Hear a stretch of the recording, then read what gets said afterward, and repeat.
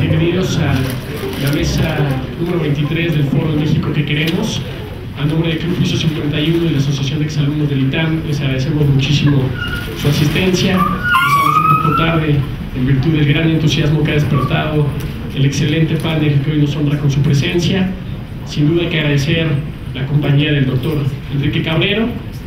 Él es el director del Centro de Investigación y Docencia Económica, CIDE, al contador público Mario Sánchez Ruiz, presidente del Consejo Coordinador Empresarial, al doctor Pedro Aspe Armella, director general de Protego Asesores, al doctor Elis Juan, representante del Banco Interamericano de Desarrollo en México, y a la doctora Gloria Grandolini, directora del Banco Mundial para Colombia y México.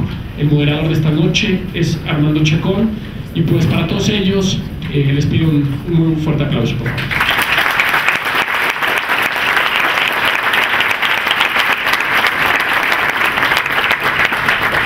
Sin más, para entrar en materia, cedemos la palabra al maestro Armando Chacón. Él es el director de investigación del Instituto Mexicano para la Competitividad, INCO, y pues muchas gracias, maestro. Muchísimas gracias, Alejandro, y muchas gracias a todos por estar aquí. Es un gran honor para mí haber sido invitado a participar en esta mesa de lujo, y pues me encargó Alejandro pues 3 misiones muy puntuales que pues intentaré cumplir también de manera muy puntual. Me pidió pues presentar a quienes participan en este panel. Afortunadamente no necesitan presentación, entonces nada más voy a decir sus nombres y los organismos que dirigen. Y también me pidió Alejandro intentar empezar provocando la discusión con algo que nos pudiéramos arrancar. Y finalmente, y es lo que voy a dedicar mi energía, va a ser a vigilar el tiempo. Dado que pues tenemos un buen número de participantes, pues voy a tener que ser muy estricto con el tiempo, y pues para eso mandé a hacer unas tarjetitas donde vamos a indicar los 5 minutos y 2 minutos para que pues puedan tomar su tiempo. Y pues también, como me indicó Alejandro, tendremos una primera ronda de 10 minutos por cada expositor, y después una segunda ronda de 5 minutos para que cada uno de ustedes reaccione.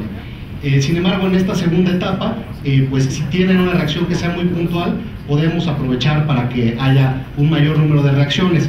Y finalmente, pasada esta etapa, pues habrá preguntas del público que tomaremos de 3 en 3 y que se irán respondiendo. Entonces, pues lo primero, el asunto que nos trae hoy aquí es el asunto de la competitividad. ¿Qué podemos hacer para impulsar la competitividad en México? Y pues yo me permití pasarles por ahí unas grafiquitas que pues creo que pueden ser muy buenas para iniciar la discusión. Ahí tienen ustedes que desde 1950 estuvo creciendo sostenidamente indicadores como el PIB per cápita, el PIB por trabajador y el salario medio. Sin embargo, a partir de 1980, a partir de la crisis de 80, pues esos indicadores en su mayoría se estancaron, y si bien el PIB per cápita ha crecido, pues el PIB por trabajador ha estado estancado. No durante una década, no es quizá una década perdida, sino 30 años, ¿no? Por favor, rápidamente. Ahí simplemente vemos, aquí sugiero que pues una de los principales instrumentos para impulsar la competitividad puede ser la educación. Aquí tienen ustedes un ploteo entre el promedio de años de escolaridad en la parte de abajo con el PIB por empleado en un grupo de economías. Y como pueden ver ustedes, del lado izquierdo está México con Brasil, India y China, y en esos países pues la productividad ha estado bastante estancada, mientras que del lado derecho, economías con una escolaridad un poco que empezaron de entrada con una escolaridad mayor, han incrementado tanto su escolaridad como la productividad media por trabajador. La que sigue, ya me callo. Y pues aquí vemos que, aunque pues en México ha incrementado la escolaridad de manera muy importante, pues lo ha hecho desde algo así como 4,5 años en el 80 hasta 8 años y fracción de manera reciente, ¿no? Y a partir del 80 resulta que la fracción de cada generación que estudió al menos un año de universidad ha estado estancada. Entonces, aunque cada vez hay más gente en las universidades, como proporción de su generación, pues es una fracción que se ha estancado. Y pues finalmente, pues con ello, pues la propuesta es que pues quizá uno de los principales motores para la competitividad es la acumulación de capital humano, y afortunadamente en México, con todo y los retos de calidad del sistema educativo, vemos ahí como años adicionales de educación pues pagan un dividendo bastante importante a nivel individual. Terminar la preparatoria es que ganes 34% más que si solo acabas la secundaria, y si acabas la licenciatura pues ganas 130% más que si solo hubieras acabado la secundaria. Entonces pues de ese modo pues sí, para cada persona, y esta gráfica no es para este año, esta gráfica es para un horizonte grande y para un horizonte muy grande de países, ¿no? Esto es válido en toda época. Y pues bueno, ya no digo más, y si les parece, pues empezamos con Mario Sánchez, quien es presidente del Consejo Coordinador Empresarial. Por favor, Mario.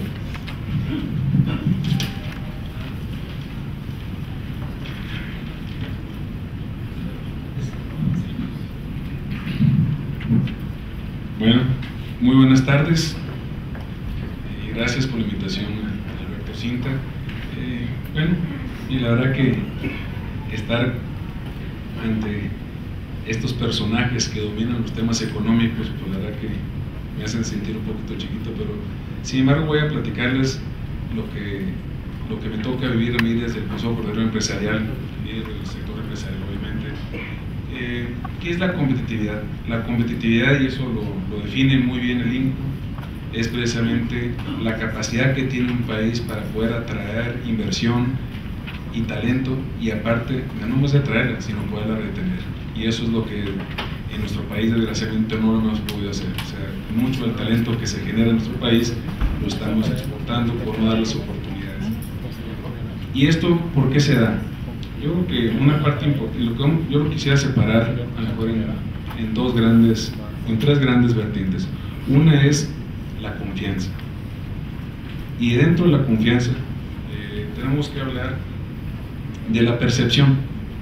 En nuestro país, quiero comentarles que me ha tocado vivir que hemos mejorado en muchísimos niveles, y aún así la percepción en la sociedad, en el empresario, no se transmite. Si nosotros vemos lo que ha sucedido a partir de la crisis financiera mundial que tuvimos en 2009, nuestro país ha sido de los principales países, los países que han crecido, se han recuperado de una forma más importante. Tenemos tasas de interés muy bajas, tenemos inflaciones controladas, tenemos ingreso de divisas extremadamente altas, las reservas internacionales son impresionantes, o sea, realmente los datos macroeconómicos que se tienen han sido muy importantes. Se generaron 750,000 empleos más o menos el año pasado. Para darles una idea, en el caso de Estados Unidos se crearon como 800,000 el año pasado. Comparando las economías, pues el dato es muy relevante, y sin embargo como que nos damos de repente la mala idea de generar una percepción negativa de nuestro país. El WEF, como ustedes lo saben, el World Economic Forum, realizó una encuesta el año pasado, en 2010, donde perdimos como alrededor de 9 espacios. O sea, fuimos una economía, según la percepción, que llegamos al lugar 66 de 139 economías del mundo. Pero bueno, aquí quiero comentarles que es una encuesta que se le hace a más de 900 empresarios en el país, y solamente 94 fueron los que la contestaron. Realmente eso pues no es nada positivo, porque la percepción, como les digo, fue muy negativa, y sin embargo los datos duros, que solo es el 30%, nos marcaron que el país, en lugar de estar mejorando, estábamos en peor situación. Sin embargo, hoy vemos otra encuesta, que es la encuesta de IMD, y mejoramos 9 espacios, y aquí la percepción es una tercera parte, y 2 terceras partes vienen siendo datos duros. Y a fin de cuentas, yo creo que una parte importante de ese mejoramiento de la economía, de la percepción y de los datos duros, vienen siendo el tema de la apertura rápida de empresas que tiene nuestro país. El año pasado nos dimos a la tarea de impulsar algunas iniciativas, que es el otro tema importante, las reformas estructurales que tienen que tener nuestro país. quiero decirles que en este periodo que acaba de terminar, afortunadamente hubo algunos cambios importantes. Se dieron la ley de competencia, que creo que va a ser muy importante en nuestro país. No va a poder cambiar de una forma sustancial si no acabamos, o cuando menos vamos minorizando el poder que tienen las empresas que son monopolios y oligopolios, y el tema de la ley de competencia va a ayudar mucho en este sentido. Una ley secundaria que es la de acciones colectivas. Esta ley a lo mejor a muchos no les hace sentido, pero quiero decirles que para las empresas más grandes y sobre todo las internacionales, donde han tenido muchos problemas en países como Estados Unidos o Europa, es una ley muy relevante que va a generar que muchas empresas transnacionales puedan instalarse y fortalecer sus operaciones en México.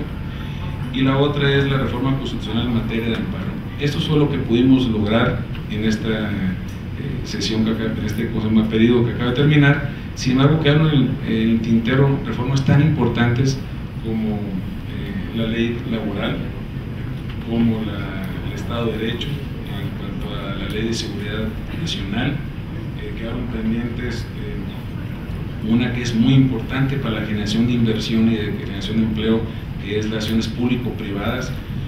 Esta quiero comentarles que nos informaban los banqueros que son parte de nuestro consejo, que ellos tienen en sus bolsas alrededor de 240,000 millones de pesos disponibles para proyectos específicos en el caso cuando se aprobaran esta iniciativa. Y creo que es muy importante, generaría alrededor de un crecimiento del 2% del PIB y una generación de empleos muy importante. La otra cosa importante que les quería comentar es que nosotros como empresarios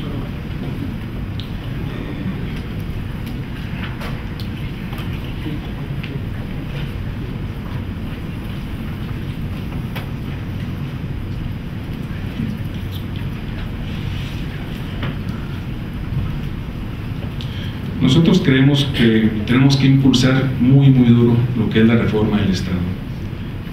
Realmente la posición que hoy tiene la Cámara de Diputados, en la Cámara de Senadores, es muy complicado para nosotros como empresarios y como sociedad poderlos mover.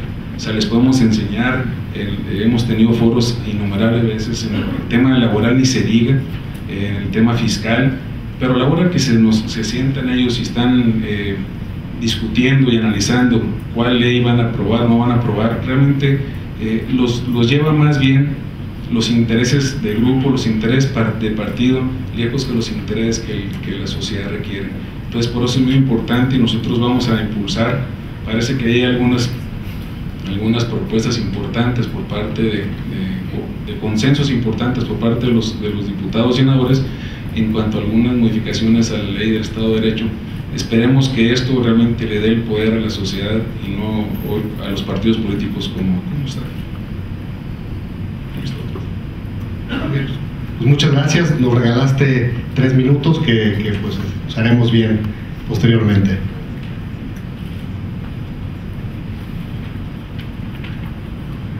Ahora si nos hace favor Pedro Aspe, director general de Protego. Gracias. Bueno, primero que nada les quiero decir que estoy encantado de estar aquí.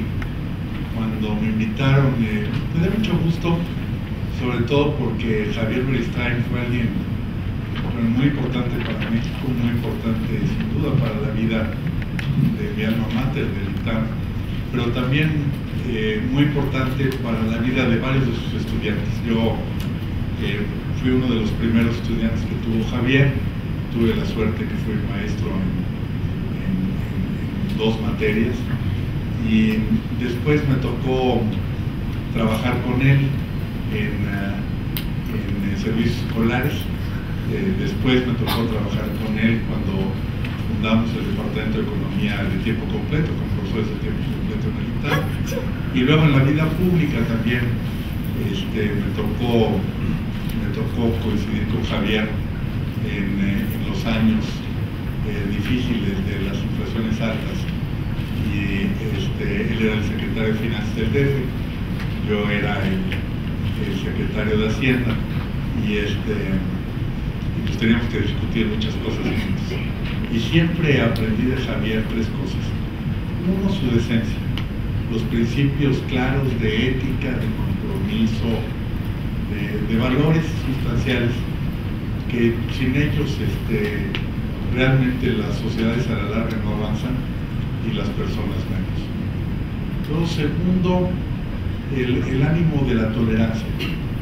Es algo que todos hemos ido ganando en la modernidad.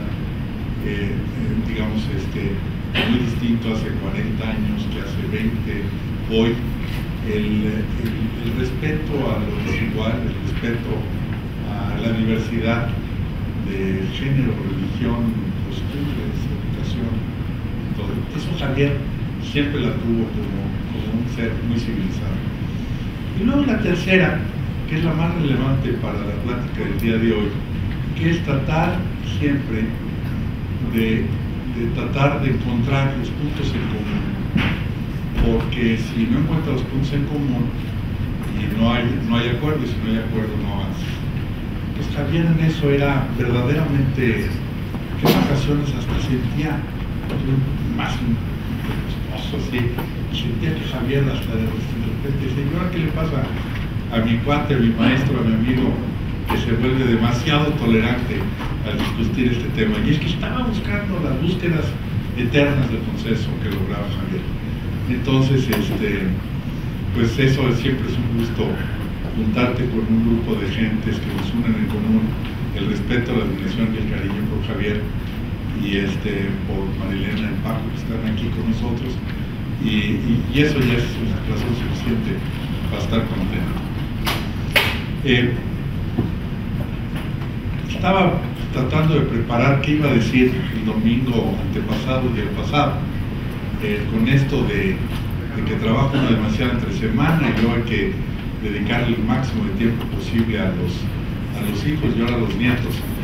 En el fin de semana, bueno, solamente el domingo de las 6 en adelante puedes realmente dedicarte a pensar. Y ahí estaba en la biblioteca pensando, bueno, ¿qué quisiera realmente Javier buscar en esto? Y entonces pensé, bueno, ¿qué es lo que digamos, si tratáramos de encontrar un término que no fuera muy controvertido, sino que al contrario, que fuera bastante aceptable para gente de la izquierda, para gente de la derecha, para gente del centro, para economistas, para tecnólogos, para ingenieros, sobre la productividad? Y realmente la productividad en la acepción, digamos, original de hacer más con lo mismo o hacer lo mismo con menos insumos, el ser más productivo. Esta idea tiene una parte muy toral en el desarrollo de las naciones. ¿Por qué? Porque realmente a final de cuentas, la diferencia entre las sociedades pobres y las sociedades avanzadas es que hay una variable que explica en horrores la diferencia entre una sociedad atrasada y una avanzada, y es la productividad media del país.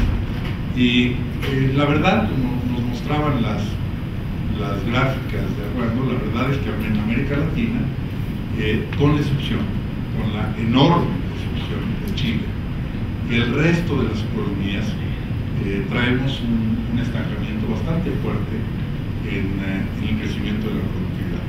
El crecimiento de la productividad es lento y muy disparejo, pero muy lento. Y este es un problema grande que tenemos, porque quiere decir que el tránsito de una sociedad más pobre a una sociedad más avanzada pues va a tomar más tiempo, entre más lento sea este crecimiento de la productividad. Y tenemos también que encontrar qué cosas hay en común que hagan avances importantes de productividad. Y hoy en día, en la parte productiva, digamos, en la parte productiva comercial, industrial, manufacturera, está bastante claro que uno de los temas enormes de la productividad son 3 o 4 factores, no muchos más.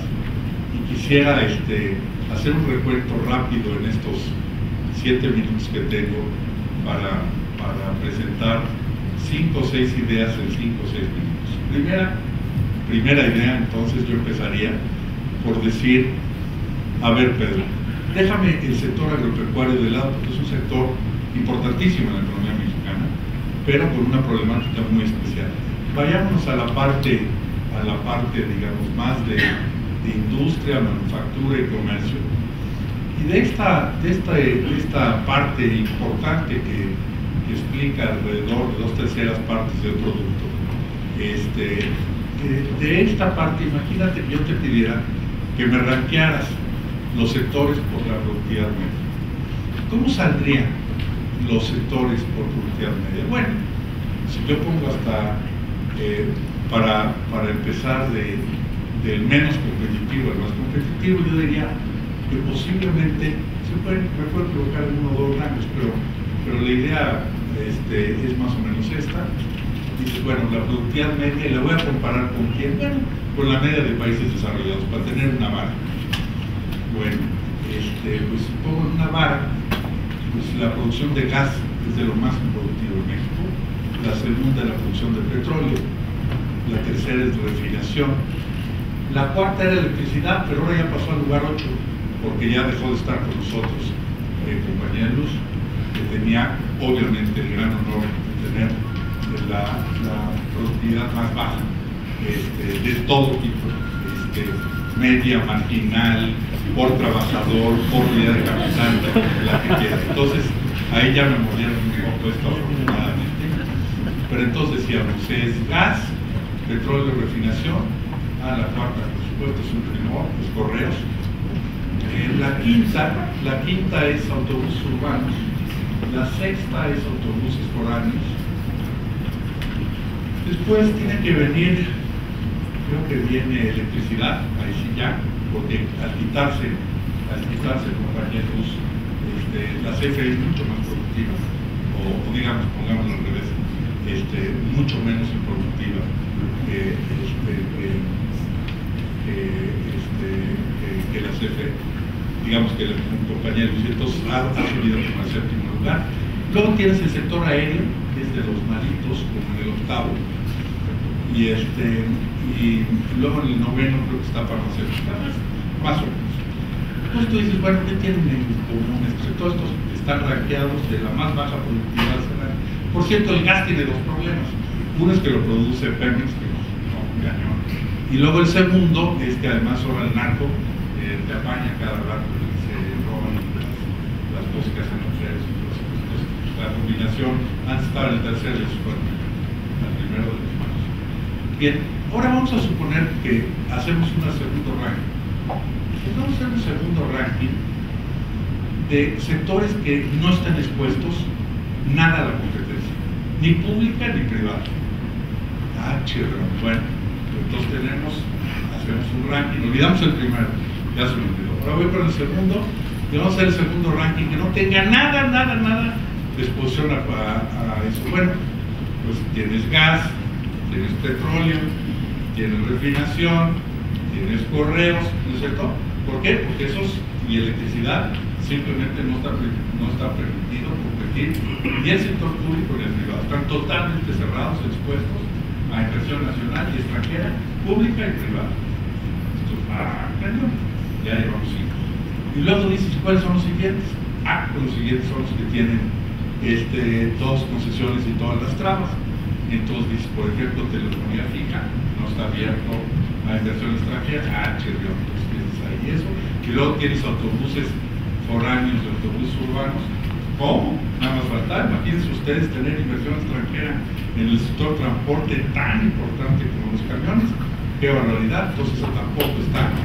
Y luego llegas a inversión en el sector aéreo y nada más puedes tener 25% directo, y entonces dices, pues son los sectores menos expuestos.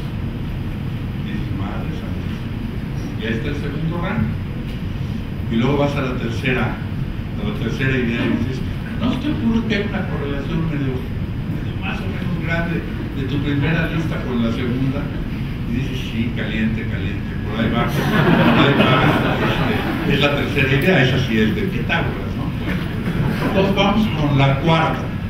Bueno, pues si esto es cierto, si es cierto que los sectores más improductivos, que tienen la menor productividad media, son además los sectores menos expuestos a la competencia, bueno, pues entonces, si eso está tremendamente correlacionado, dirías, pues la cuarta buena idea es por qué no abrimos a la competencia. Y esto es una de las cosas más importantes. Por cierto, esto no tiene nada que ver con la propiedad de los medios de producción, no estoy hablando si es propiedad pública o privada, ambos están ahí, pero necesitamos tener, ¿cómo se llama?, exposición a la competencia. ¿Por qué? Porque la competencia pues, nos hace mejores, ¿ok? Y nos fuerza a ser mejores. Entonces, la cuarta gran idea es por qué no abrimos a la competencia. Estos sectores, independientemente de no tocar la propiedad de sus acciones, de los medios de producción, simplemente decir, ok, aquí estás, sigue siendo público, sigue siendo privado, pero tienes que competir con inversión nacional, doméstica y extranjera. Y luego puedes decir, bueno, muy bien, pero si vamos a hacer esto en serio, hay que tener a alguien que lo supervise, porque alguien si no lo supervisa, no tiene caso. Y bueno, pues hoy voy a tener un supervisor, pero si tengo un supervisor que no tiene dientes, no, pues si no tiene dientes, pues no, eso no me sirve de nada. Entonces necesito un supervisor que sea bastante independiente, nos gustaría que fuera autónomo y que tuviera dientes. Si no tiene dientes, ni me lo presentes, porque no me interesa. Bien, entonces tienes ahí a la Comisión de Competencia que dice, ok, ¿y cómo se definen en Estados Unidos, en Canadá, en Nueva Zelanda, en Chile, etcétera, etcétera, los dientes? Los dientes es la facultad de tener la posibilidad de presentar querellas penales contra los que infrinjan la ley y sobre todo los que en forma reiterada la violan. Entonces dices, bueno, pues ahí tengo un conjunto de cinco ideas que nos podrían hacer que aumentaran mucho más la competitividad. Hace tiempo dijimos vamos a exponer a la competencia externa y se tomó una serie de bienes y ahí tomamos en la economía el 74% de los bienes y dijimos vamos a exponer estos a la competencia y eso se llamó el Tratado de Libre Comercio. Curiosamente, ninguno de esos sectores está aquí, ninguno está en los rankings bajos de productividad, ninguno, no hay excepción. Entonces, todos los que tenemos en esos sectores son precisamente los que se quedaron en el guardadito para poder sacar el 74, que es donde traemos toda la parte de modernización. No se te ocurre decir que hay un problema de productividad media en la industria siderúrgica en México, claro que no lo hay, o en la industria automotriz, por Dios, traemos productividades más grandes en algunos lugares en Europa, y ciertamente en los Estados Unidos. Entonces no tenemos ahí problemas. ¿Por qué? Porque se han expuesto a la competencia, hay reglas claras, hay castigos, etcétera, etcétera, y entonces ha podido funcionar mucho mejor ahí que el otro. Entonces, me queda un minuto y ahí termino. Yo creo que tenemos que empezar otra vez por cosas del principio y decir, ¿realmente tenemos ganas de tener un regulador? ¿De veras queremos discutir esto? Si no tiene esta cláusula, no perdamos el tiempo. No perdamos el tiempo, porque que no me hablen de reformas que no mueren, que no me hablen de reformas que no garantizan la independencia. Eso no son reformas. Es atole con el dedo y simplemente decir, ya se hizo esto para que luego que lo que digas, pues mira, la reforma no sirvió para nada. Tenemos que tocar las fuentes y las fuentes son la competencia.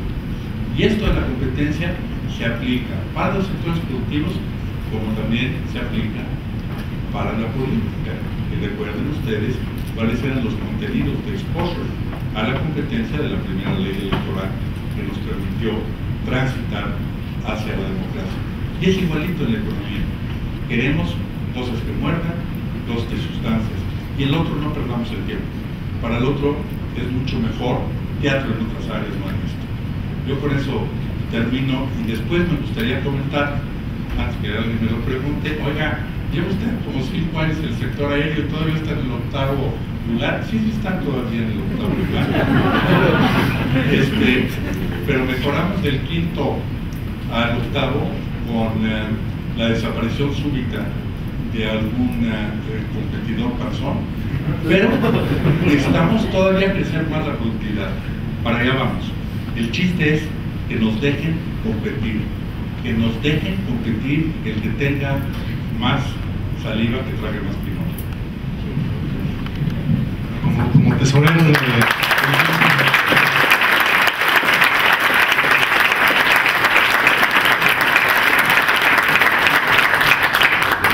del tiempo de esta reunión, me permití extenderle un préstamo del tiempo a Pedro Aspe, que lo usó de manera muy productiva, entonces incrementó la eficiencia. Y ahora pasamos con Enrique Cabrero, quien es director del Centro de Investigación y Docencia Económica, que tengo entendido que es otra escuela de economía que existe en esta ciudad. Muchas gracias. Eso caló, pero... Hay una broma, un paréntesis, que nos gastamos mucho Arturo, rector del ITAM y yo, porque mi hijo, que por ahí está presente, y mi hijastro también, por cierto, estudiaron en el ITAM. Entonces Arturo, a sus amigos que sabe que me van a venir a decir, dice: imagínate, el director del CIDE tiene a su hijo estudiando economía en el ITAM. ¿Qué más evidencia puede haber? Entonces, cuando vienen y me lo comentan y me provocan, yo le digo: sí, es que no salió bueno para el estudio.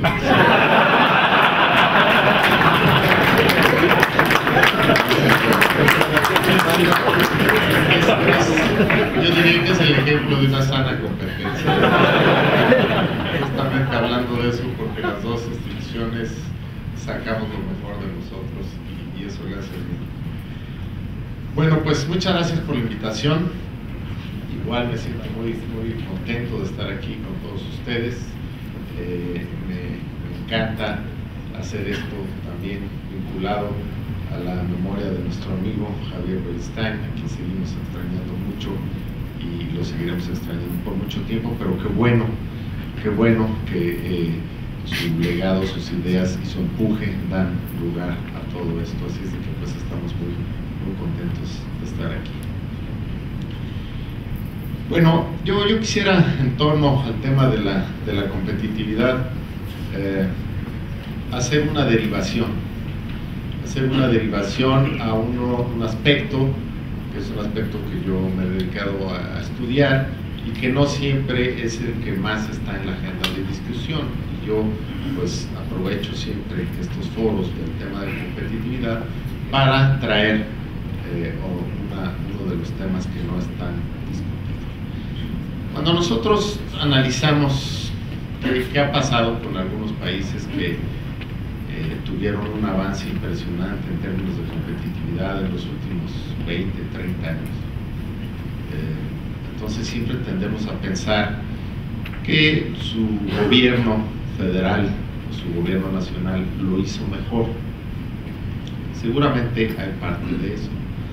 Sin embargo, cuando uno ve algunas de las experiencias, se mencionaba el caso de Corea, por ejemplo, uno no deja de observar que además de muchas otras políticas y de mucho impulso que pudo haber tenido el gobierno coreano en torno al tema de la competitividad, hubo tres motores de la competitividad que fueron tres ciudades, tres zonas urbanas que generaron un enorme crecimiento, una enorme capacidad de atracción, de inversión y de retención de esa inversión, y una capacidad que generaron las empresas de estas zonas metropolitanas para innovar, ¿sí? Innovación que viene pues de este vínculo que establece un instituto de investigación, una institución de estudios con la empresa y con el gobierno. Esto que algunos especialistas en el tema han llamado la triple hélice, ¿no? Ese efecto donde el gobierno permite que las empresas y los centros de investigación se vinculen mejor. Esto entonces genera un rápido flujo de conocimiento y de desarrollo tecnológico hacia las empresas, lo cual las empresas absorben y muy rápidamente generan una mayor productividad, una capacidad de innovación, una mayor competitividad en sus mercados, y entonces el gobierno pues se convierte en el garante de este círculo virtuoso. Ese es el caso de Corea.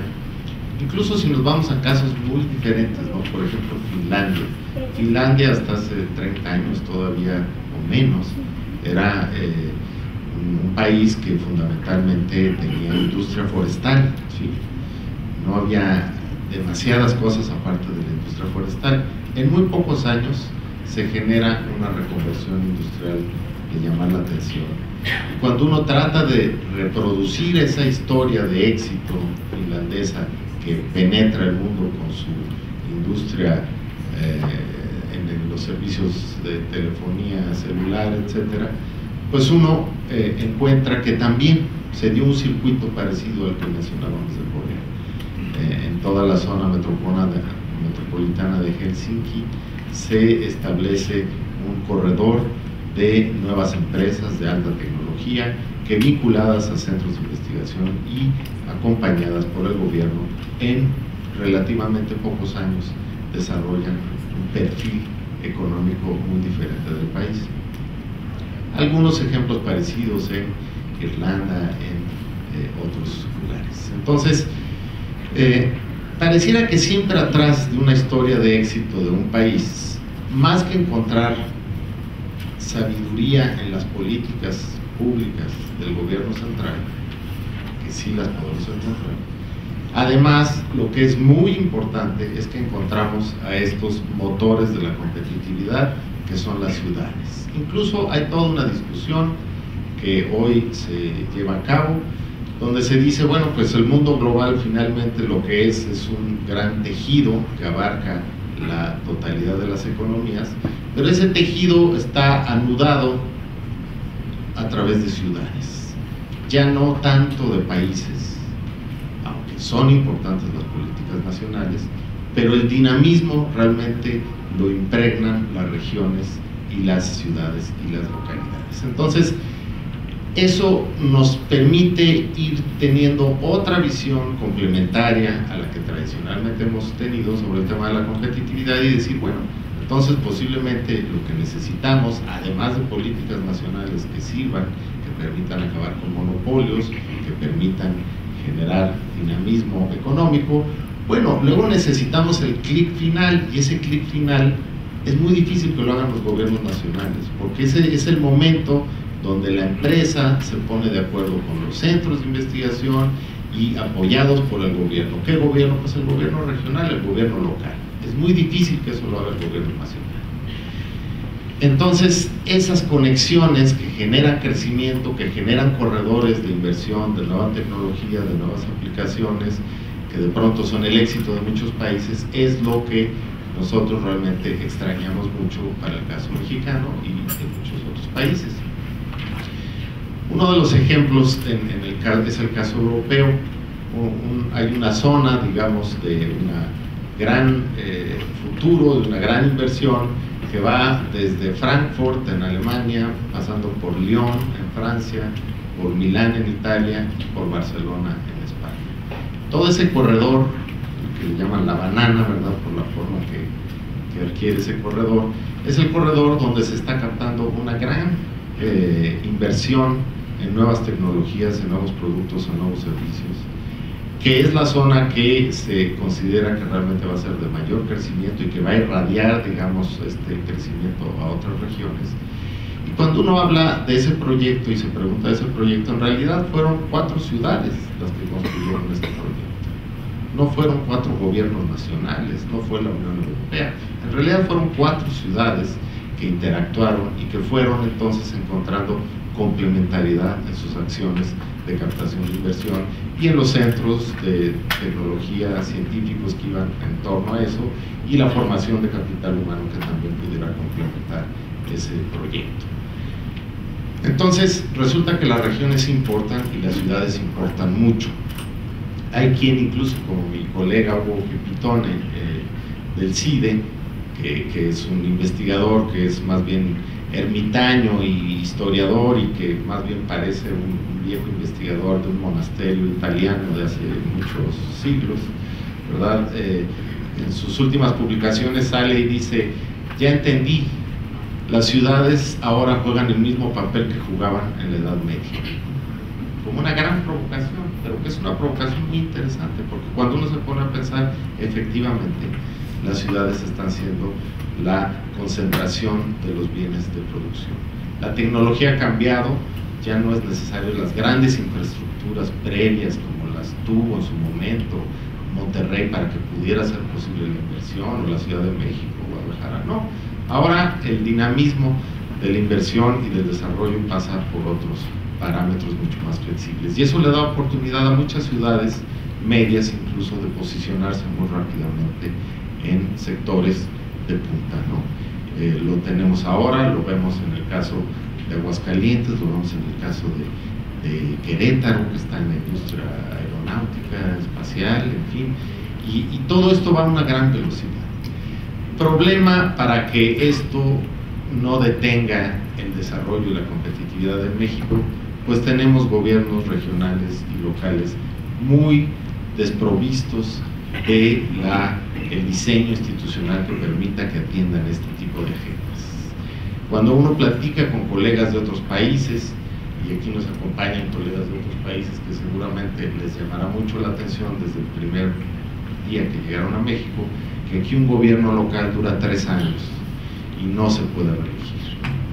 Entonces, ¿qué acuerdos, qué posibilidad de establecer pactos para la competitividad y esta triple hélice de la que yo hablaba es posible con gobiernos que duran 3 años, que no tienen capacidad de reelección y que tienen finanzas pobres y que tienen una estructura, digamos, legal muy fracturada? Nuestro cálculo en los análisis que hacemos es que cada año en este país cambian 70,000 funcionarios municipales. Y el problema no es que cambien 70,000, pues podríamos hacer un gran esfuerzo y los capacitamos entre el CIDE y el ITAM, en ese orden, obviamente. Pero esa no sería la solución, porque al año siguiente son otros 70,000, al tercer año son otros 70,000, y al cuarto, los primeros 70,000 ya se fueron y ya llegaron otros. Entonces sería una carrera infinita. Y la primera cosa en la que se pusieron de acuerdo nuestros legisladores ante la propuesta de reforma política que presentó el presidente Calderón, en lo primero que se pusieron de acuerdo fue en que la reelección municipal no venía al caso, ¿sí? Entonces, bueno, tenemos ciudades que no están equipadas institucionalmente ni fiscalmente para jugar el papel que ya están jugando en otras realidades del mundo, y tenemos gobiernos estatales muy pesados, con estructuras burocráticas muy fuertes, con muy poca capacidad de generación de ingresos, que tampoco están siendo capaces de atender esta nueva agenda de la competitividad regional y local.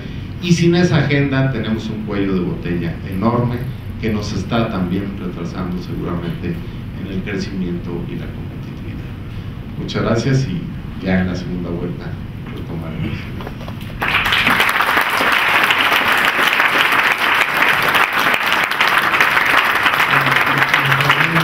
También incurrió en un déficit moderado, y bueno, a punta de préstamos les informo que ya hay inflación de tiempo en este momento. Mientras no se salga gente, pues seguiremos tolerando un poco de inflación. Ahora, si nos das favor, Elis Juan, quien es representante del Banco Interamericano de Desarrollo. Buenas tardes, muchas gracias a los exalumnos del ITAM por esta segunda invitación. Un placer para el banco estar acá con este distinguido grupo de colegas y además amigos, ¿no? El momento es bien interesante para nosotros porque recién en el año 2010 publicamos el estudio anual de investigación del banco, que se llamaba La Era de la Productividad. Yo voy a dividir esta intervención de 9 minutos y medio en 2 bloques, ¿no? Un pequeño bloque que habla un poco sobre los antecedentes y dónde creemos que estamos en México, y un segundo bloque muy humilde que lo que pretende es simplemente dejarles a ustedes 3 ideas, 3 sugerencias de posibles reformas estructurales de segunda generación que quizás podrían ayudar un poco al tema de la productividad. El desempeño de la economía mexicana en las últimas 2 décadas ha sido vis a vis un poco los peers con los que se compara en el mundo, países emergentes de esos medios, relativamente modesto. Lo curioso es que esto ocurre en 2 décadas en las cuales las reformas estructurales que México ha emprendido, Pedro, líder de varias de ellas, han sido impresionantes. Entonces, ¿qué está pasando? En el estudio, cuando analizamos, la verdad que nos dimos cuenta que no es un tema de falta de inversión, o sea, no es un tema de formación bruta de capital fijo, entonces es un tema de productividad. ¿Y por qué es un tema de productividad? Bueno, es un tema de baja productividad porque fundamentalmente la asignación de los recursos de producción no es muy eficiente. ¿Por qué no es muy eficiente? Bueno, es que en México el 90% del número de empresas mexicanas tienen menos de 10 empleados. Además, en la curva, en la tendencia histórica, esto no cambia. Lo curioso es que este 90% de todas las empresas mexicanas con menos de 10 personas, la gran mayoría obviamente informales, la gran mayoría obviamente sin acceso a crédito, ergo no pueden tampoco entonces crecer, ni financiar, ni expandirse, conviven con ese otro 10% que son unos grupos empresariales gigantescos, son los secoyas del bosque, ¿no? Que además son empresas muy exitosas a nivel internacional. Esta asignación ineficiente de recursos obedece fundamentalmente a 4 grandes políticas públicas, ¿no? Una es la política pública social, que en cierta manera algunas de ellas promueven un poco la informalidad, ¿no? la perpetúan de cierta manera. Un sector financiero que, claro, a estos señores informales no ser sujetos de crédito, pues les es muy difícil entonces prestarles. Una política pública donde, desde el punto de vista de la generación de bienes públicos, como es el caso de la innovación y la tecnología, estamos un poco detrás. Y luego una fuerza laboral, por los temas que todos conocemos en materia del sistema de educación, que no está suficientemente capacitada. Entonces, este es un poco el panorama de los antecedentes. Yo solamente aquí, antes de terminar este bloque, quisiera decir que el tema de la informalidad no es trivial. Dependiendo qué cifra usted usa, si la de INEGI, la de CES y la de otros centros muy prestigiosos en México, estamos hablando de que la informalidad está entre 1/3 parte y 2/3 partes de la fuerza laboral. 2/3 partes de la fuerza laboral no es trivial, no es sostenible. Segundo bloque, algunas ideas de lo que pudiesen ser 3 reformas estructurales de segunda generación que quizás merece la pena contemplar. La finanza pública. México ha tenido, desde el punto de vista de gerencia macro, y nos juntamos eso con finanzas públicas, una gerencia macro impecable. Es esta gerencia macro la que le permitió a México en el 2008-2009 salir adelante en momentos de una crisis terrible. México fue, junto con Irlanda, el país que más sufrió desde el punto de vista de la caída del PIB. En finanzas públicas tenemos 2 grandes bloques de reformas que tenemos que considerar.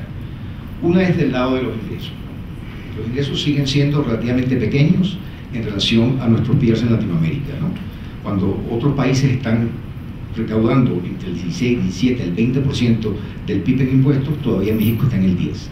La segunda es que tenemos todavía una altísima dependencia de los ingresos petroleros, con una plataforma petrolera que viene en caída fuerte. El otro tema dentro de las finanzas públicas, lo mencionó Enrique, es muy importante, es el de la descentralización. México es un país muy exitoso en la decisión política. Hoy día, los gobernadores y los alcaldes son figuras importantes en el quehacer político nacional de día a día. De hecho, muchos de ellos candidatos presidenciales. Sin embargo, en descentralización fiscal, y aquí los amigos de INCO han trabajado muchísimo en eso, México todavía está muy atrás. Si quitamos al DF, los estados mexicanos solamente generan el 8% de sus ingresos propios, el 92% son transferencias federales. Del lado del gasto, el 92% del presupuesto de estos estados está comprometido en 3 temas: educación, salud y seguridad, quedando 8% para el resto de los temas. Es imposible crear una ciudad que sea un polo de desarrollo con esta dificultad financiera que tiene para poder valerse por sí misma. Ese es un tema importante que hay que ver en la próxima vuelta.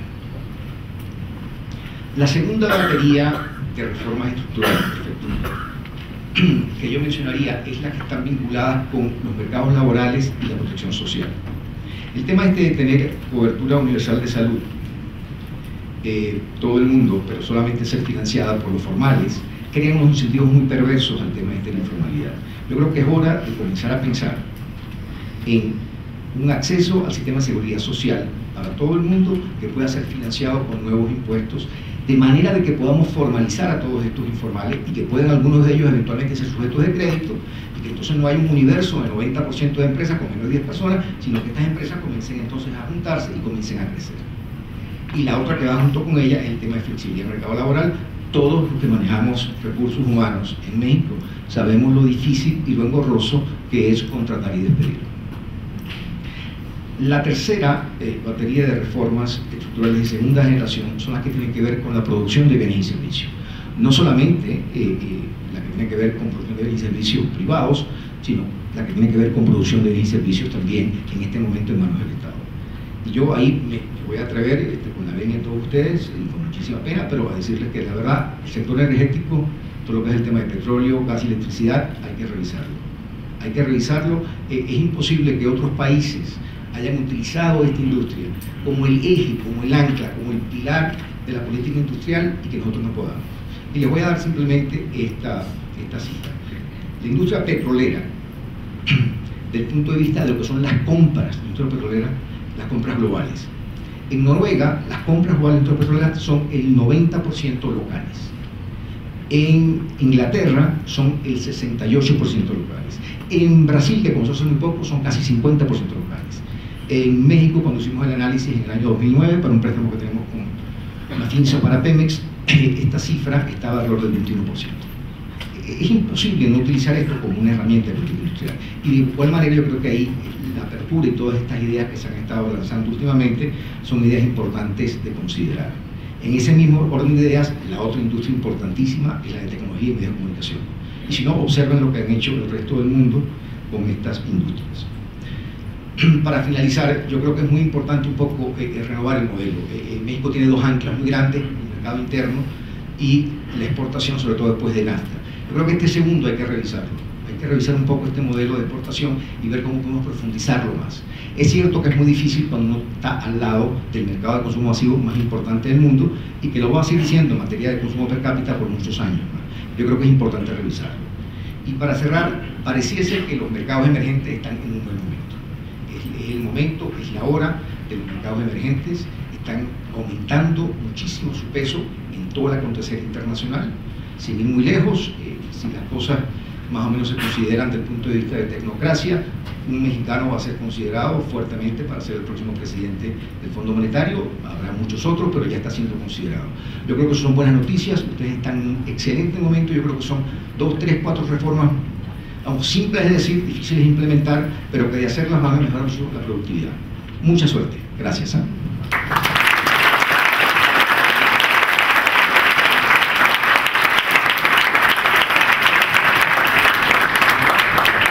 Pues gracias a la ortodoxia de ELIS, como parte del Banco Interamericano de Desarrollo, estamos justo a tiempo para los comentarios de Gloria Grandolini, quien es directora del Banco Mundial para Colombia y México. Muchísimas gracias, y siempre el desafío de ser la última es que ya muchas de las cosas ya se han dicho. Lo que voy a tratar de hacer en estos 10 minutos es un poco tal vez resaltar algunos de los puntos. Voy a usar unas cuantas gráficas bastante rápidamente dado el tiempo, pero lo que pensé es que mis colegas habían hecho un gran esfuerzo. Después la puedo compartir la presentación con los que quieran. Yo creo que pasando al próximo slide, por favor, siguiente. Aquí solo para decirles por qué nos importa a nosotros en el Banco Mundial, y si usamos la definición de competitividad de la OCDE, creo que para nosotros el punto fundamental son las últimas palabras. O sea, que en realidad es la capacidad de un país para producir bienes y servicios que satisfagan estándares internacionales, pero para nosotros nuestro enfoque es manteniendo y aumentando a largo plazo el ingreso real de sus habitantes, y por eso nosotros creemos que este es un área importante. Siguiendo con eso, creo que este slide resalta algo que ya todos han mencionado de maneras diferentes. Tal vez esto lo trae un poco más a nivel histórico, pero es un poco la realidad del estancamiento, no solo de México, sino de América Latina en general, si excluimos Chile, que es pequeño y por eso no se nota tanto la diferencia. Pero básicamente aquí lo que ustedes ven es el PIB per cápita de México y de América Latina en relación al de Estados Unidos. Y como ven, seguimos desde 1950 y por cierto tengo un slide que va desde 1900 y es lo mismo. O sea que prácticamente en estos últimos 50 años, o si ven los últimos 100 años, básicamente se ha mantenido más o menos a menos del 30%. Entonces se ha mantenido estancado mientras la economía estadounidense crecía. Pero lo interesante es ver cómo, si tomamos los tigres asiáticos, que empezaron mucho más pobres en términos relativos con Estados Unidos, al 10% del PIB, ya están a casi el 60%. Entonces, un poco para reiterar los puntos que han estado haciendo mis colegas. Y en el próximo slide regreso al punto de por qué nos interesa el Banco Mundial, y es porque pues esto tiene impacto sobre la pobreza y el bienestar social, y como vemos ahí también no logra México, en realidad sí hay mejoras, pero no logra mejorar la evolución de la pobreza. En términos de competitividad, el significado de este slide es un poco enseñarles que sí hay una ventana de oportunidad para México en este momento, en el sentido que se habla mucho del tipo de cambio real y de la apreciación, y aunque sí ha habido una apreciación, al mismo tiempo pueden ver cómo, comparado con China, Brasil, y si lo comparamos con otros, digamos, competidores, México está relativamente bien en términos del tipo de cambio real. Y un segundo punto es que también en términos de brecha de salario, pues también, como pueden ver ahí, el nivel de salarios en el sector manufacturero de China se está acercando al que es el nivel en México. Pero yo creo que aquí el punto fundamental es que esta es una ventana de oportunidad.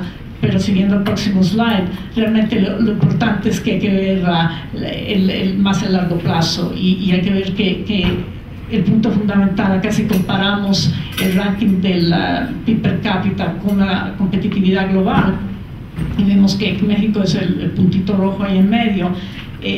Aquí la historia que dice esta gráfica es que en México el índice de competitividad está por debajo de lo que se esperaría, dado su nivel de PIB per cápita. Entonces aquí también la idea de que realmente queda todavía mucho por hacer. En gran parte eso repite un poco lo que han dicho ya otros, o sea, que aquí donde nos tenemos que enfocar es realmente en la insuficiencia de crecimiento de la productividad. Si vamos a la próxima gráfica, yo creo que aquí lo interesante es ver que en términos de contribución al crecimiento, si vemos la productividad total de factores, aunque ha mejorado desde 1996, sigue muy baja, 0.6% del PIB. Y eso, digamos, nosotros cuando vemos un poco los estándares promedio, donde quisiéramos ver ese número tendría que estar más cerca al 2. Y como ven, digamos, en la época entre el 61 y el 81, estamos hablando de 2.6. Después tuvo la crisis del 82 al 95, donde hubo un bajón muy grande, y sí se ha recuperado, pero una vez más el mensaje que queda mucho por hacer. En términos de los factores que limitan esto, voy a usar dos encuestas. Una es esta del Doing Business que coordinamos nosotros en el Banco Mundial, y donde se compara México con otras 183 economías, y por cierto ahora el banco lo está haciendo también a nivel subnacional, retomando el punto de la importancia de las ciudades y de las regiones. Y ahí se puede ver, digamos, los que están en rojo son las áreas donde realmente México está bastante por debajo del promedio, donde hay que mejorar. Y si lo comparamos con el próximo slide, que nos dice el índice de dónde queda México, en el índice de competitividad global que hace el World Economic Forum, como pueden ver, también hay unas cuantas áreas que son relativamente similares a las de nuestro Doing Business, donde claramente se enfoca esta área digamos, de los retos. Está ligado a la calidad de la educación, y es muy interesante porque en México, en términos de gasto, es más o menos el promedio de los países OCDE, pero en términos de la calidad están muy por debajo. Entonces no es cuestión de aumentar lo que se gasta, sino de gastarlo mejor. Después está la parte de los costes de factores, ya sea financieros y laborales, y la competencia del mercado, que está limitada. Como ven, no les estoy contando nada nuevo respecto a lo que todos hemos dado como mensaje. Me voy a brincar las próximas 4 slides porque son un poco más en detalle, hablan de los desafíos en la calidad de educación, rigidez del mercado laboral, mercados financieros y competencia. Porque prefiero, el próximo slide, es un poco retomando los puntos que ya se han dicho, y como van a ver hay unos puntos que también Elis mencionó en términos de los desafíos. Y yo creo que un punto importante es también decir que sí se ha avanzado en muchas áreas, y que sí se ha avanzado en la parte de mejorar la parte tributaria, sí se ha mejorado en la parte de agilizar el poder abrir nuevas empresas, pero todavía quedan bastantes reformas que son necesarias. Ya hablamos en términos de las rigideces en el mercado laboral, la necesidad de flexibilizar la legislación laboral. Repito, nosotros vemos la calidad de educación como uno de los puntos realmente fundamentales, y enfocarla no solo en digamos, la educación tradicional, pero también en la parte de educación técnica, y de desarrollar esas habilidades que demandan estas nuevas industrias competitivas. Lo que hemos hablado mucho, aparte de la política de competencia, no voy a repetir aquí lo que ya se ha dicho sobre los sectores como telecomunicaciones, energía, transporte. La falta de profundidad en mercados financieros, es realmente increíble ver cómo un país en sentido tan avanzado como México tiene, si vemos los porcentajes de crédito al sector privado, son muy por debajo de, por ejemplo, Brasil. Y estamos hablando de México, es como el 20% del PIB, y estamos hablando en países como Brasil, que es el 50%, en Chile 100%. O sea, estamos realmente hablando de mercados financieros que no son profundos.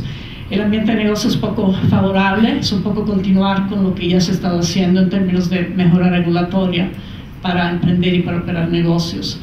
Los costos de logística, que son muy importantes para esa parte que escuchamos antes sobre las ciudades y las regiones. Toda la parte de logística es muy importante para poder realmente aprovechar de esas sinergias, y también para asegurarnos la eficiencia del gasto de inversión y la participación del sector privado. Y para retomar, lo están mencionando también en la parte de la reforma fiscal, la transparencia y efectividad en el gasto, y la mejora de los niveles y eficiencias de recaudación, especialmente para, digamos, limitar la dependencia de lo que sale del petróleo. Son un poco nuestras ideas, y pues también para reiterar que muchas de estas hemos estado acompañando, digamos, las autoridades en todo esto. Gracias.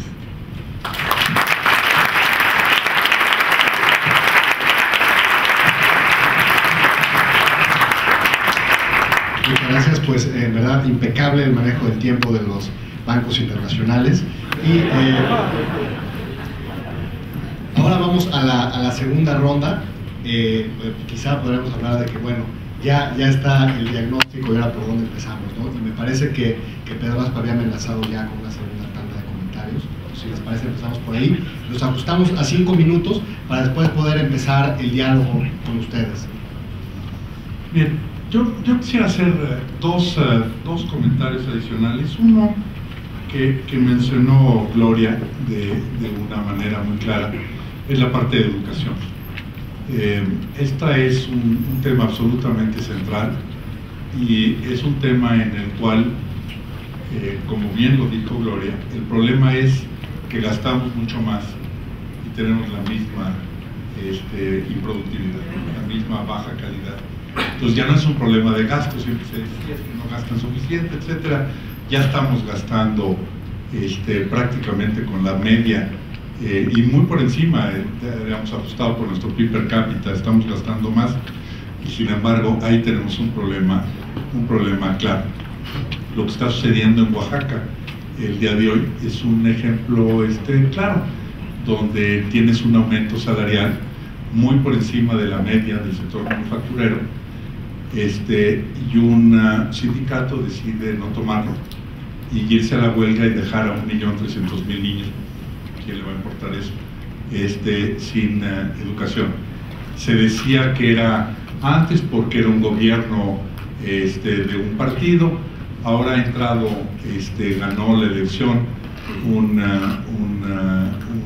gobernador francamente con un criterio amplio, con bastante mensaje de modernidad, de tolerancia, etcétera, y pácatelas, mismo palo, misma receta, con que lo recibe. Y esto es algo que nos debería de preocupar, porque el problema es otra vez que tenemos un sector, en este caso el sindical, que no está expuesto a la competencia. Todos tenemos que estar expuestos a la competencia, a rendir cuentas, etcétera, y aquí tienes un sector que de repente se aparta de esto y entonces tenemos un problema enorme. Pero además, cuando ves hacia adentro y dice el 16% de los profesores no están en actividades docentes, ¿y tú en qué están? En actividades sindicales. ¿Y tú cómo? El 16% están dedicados a esto, y ese tipo de cosas son de mal gusto hablarlas y no las hablamos. Pero tenemos un problema verdaderamente feroz, donde hay en varios estados que están en jaque completos y han llegado ya a un punto, por lo que decía Gloria, del aumento del gasto, en el que va a ser imposible poder dar más, porque en el momento en que empieza a dar más vas a tener que empezar a despedir médicos y vas a empezar a tener que reducir las cuotas en tu servicio de salud, etcétera, y entonces esto sí dices, bueno, ya llegamos a un límite verdaderamente difícil, y ese se está llegando en los gobiernos locales, porque el resto, como bien decía Enrique, ya no hay recursos para cualquier otra cosa, te queda el 8% para el resto. Si presionan los maestros por un 6-7% más, simplemente no queda absolutamente nada para el resto. Entonces estamos llegando a la hora de la verdad.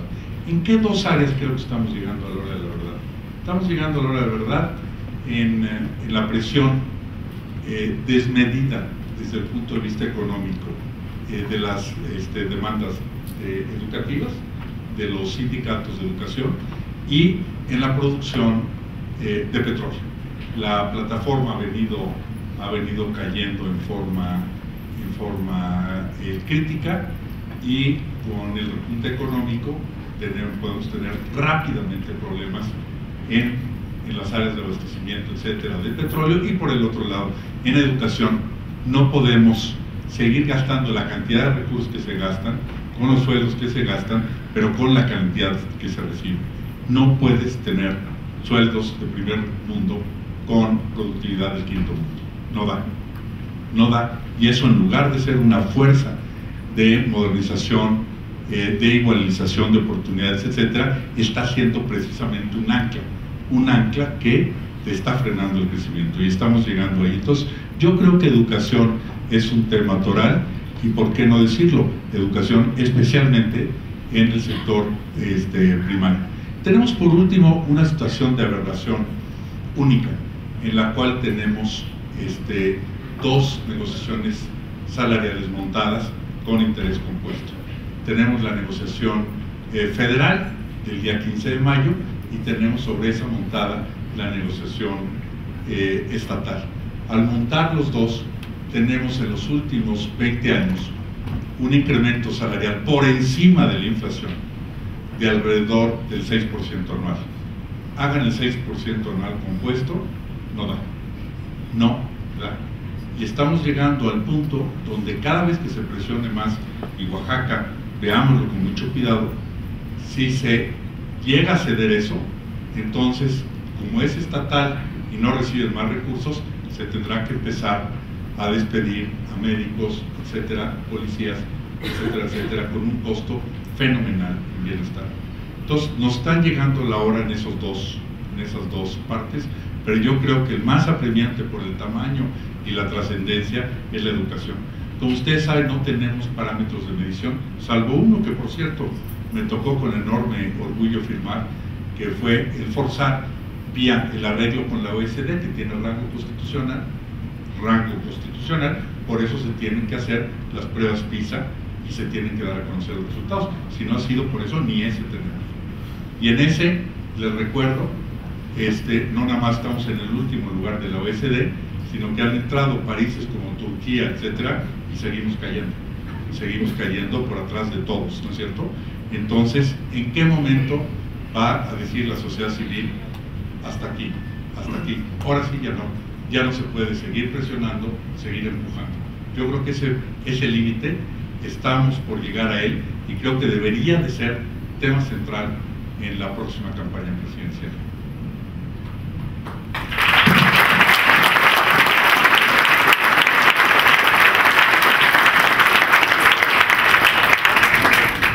Yo escapé de Oaxaca esta mañana en avión y efectivamente la gente está muy harta, ¿no? 100% están pidiendo a los maestros en Oaxaca de incremento. Y continuamos con el que usted, quien se apunte, tiene 5 minutos.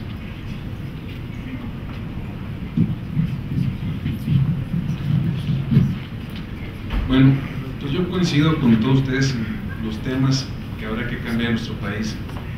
Sin embargo, también quiero decirles que nuestro país tiene todo para ser un país de primer mundo. Podemos crecer arriba del 5%, necesitamos invertir la inversión pública privada arriba del 25% del PIB. Lo que hace falta es alinear realmente todos esos esfuerzos, todos los elementos que se requieren. El tema de la reforma fiscal sin duda es importante. Necesitamos una que sea más competitiva en cuanto a tasas, más sencilla de pagar, declarar, etcétera, y más incluyente. O sea, hoy la gente que contribuye en los impuestos es muy poca.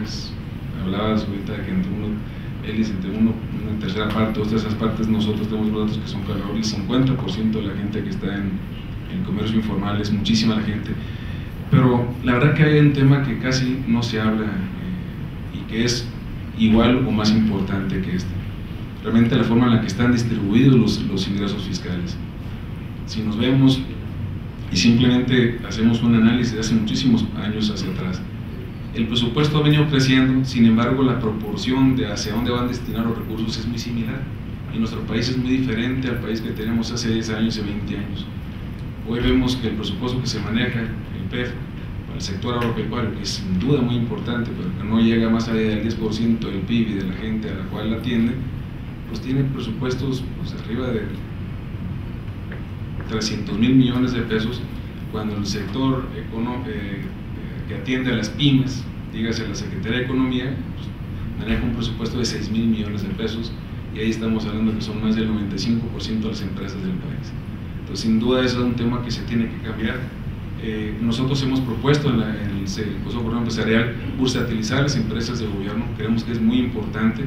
Poníamos como ejemplo que se pueda bursatilizar el aeropuerto de la Ciudad de México.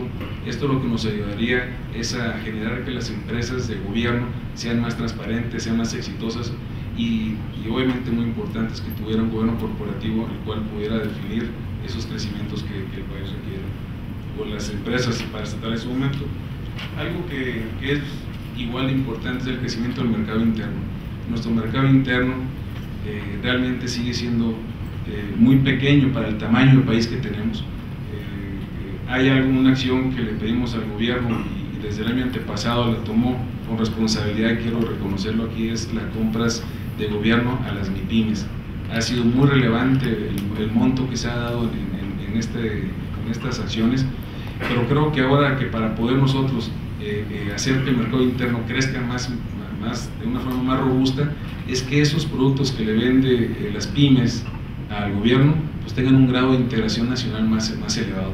Quiero comentarle con lo que el crecimiento de las exportaciones en nuestro país ha sido importante, pero las importaciones iguales. Eso nos habla de que lo que estamos exportando básicamente son maquiladores. Importamos la materia prima, le damos un valor agregado con la mano de obra y la regresamos. Entonces es importante que nosotros empezamos a producir productos nacionales. Y hay otra cosa importante, creo que nosotros ya tenemos que exigirles a los políticos que tomen decisiones y acciones y riesgos políticos. Les voy a dar 2 ejemplos que se hicieron y creo que fueron muy positivos, y los resultados se dan dentro de poco, sobre todo la decisión que tomó la secretaria Gloria Guevara con respecto al tianguis turístico. Era una propuesta del sector empresarial de hace más de 2 décadas, en la cual nada tiene que ver con que hoy esté pasando un problema Acapulco por un tema de seguridad, sino que el país somos todos, no nada más es Acapulco, nada más Guerrero. el sector turístico en nuestro país es de una importancia enorme, o sea, los ingresos, la generación de empleos, las inversiones que se dan en este sector es muy importante, y sin duda la decisión que hoy tomó la Secretaria de Turismo, sabiendo que el costo político que se está llevando a cuestas, la verdad que lo aplaudimos en el sector empresarial. Y otra decisión que se tomó con un costo político muy elevado fue la desaparición de Luz y Fuerza, ahí lo comentaba Pedro Aspe. Sin duda, 50,000 millones de pesos nos costaba al año esta empresa, no nomás no generaba, sino que costaba al erario. Hoy quiero decirles que en menos de un año de haberse tomado esa decisión, bueno, más de 400,000 contratos se han generado nuevos de luz en el puro Ciudad de México, para que vean de cómo venimos retrasados. Muchas gracias.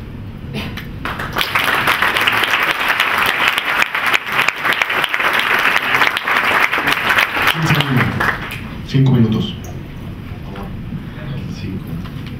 Nada más dos ideas para dar tiempo. Un poco complementando parte de las cuestiones que se ha dicho, creo que también un esfuerzo para evaluar mejor y de manera más clara a los gobiernos es importante.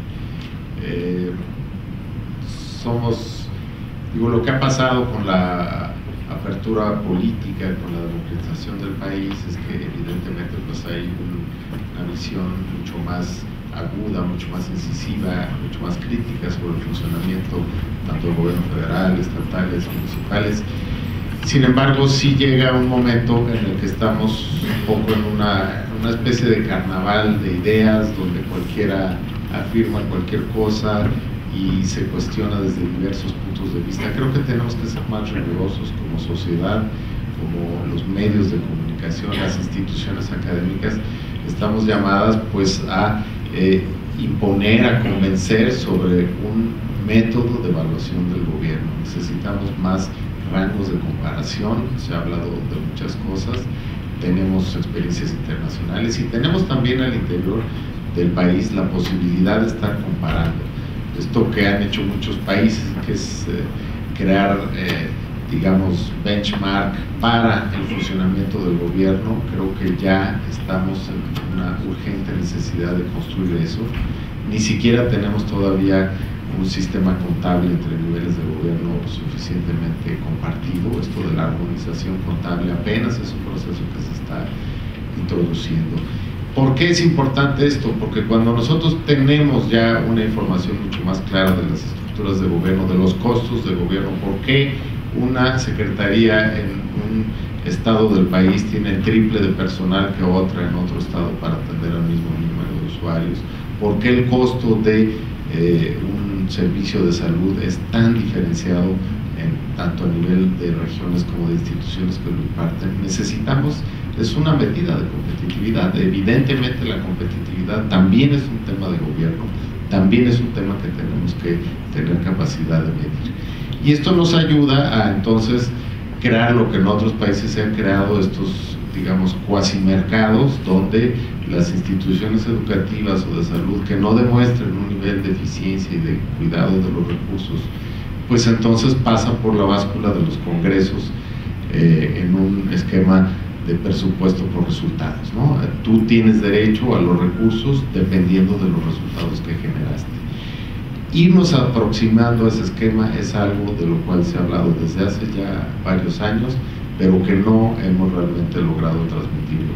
Es necesario que legisladores, instituciones académicas, sociedad, nos preocupemos más por eso. Estamos en un estado de mucha desinformación y basta con que cualquier nota periodística acribilla el costo que hay de la prestación de algún servicio con una nota descontextualizada. Tenemos que tener datos, tenemos que saber si ese servicio efectivamente es caro o no es caro, si ese ingreso de un funcionario es excesivo o no es excesivo. Tenemos que poner orden en el debate público en torno al funcionamiento del gobierno, porque solo así podremos vigilar la competitividad de esta estructura gubernamental que finalmente pues está en torno al tema y que tiene una gran incidencia. Gracias.